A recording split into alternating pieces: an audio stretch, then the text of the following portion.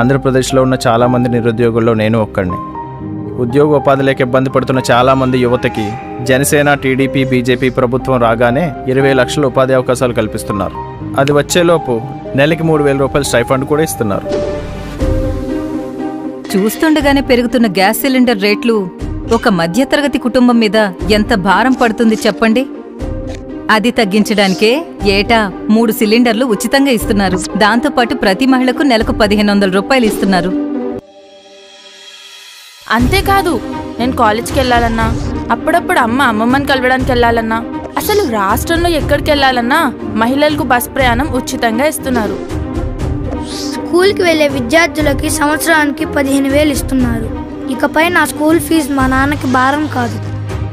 పంట పండించే నాలాంటి రైతు కష్టం తీర్చడానికి ఏటా 20,000 ఆర్థిక సహాయం చేస్తున్నారు. ఇలా కుటుంబంలో ప్రతి ఒక్కరి కష్టం తీర్చడానికి ఎన్నో విధాలుగా సహాయం అందజేస్తున్నారు.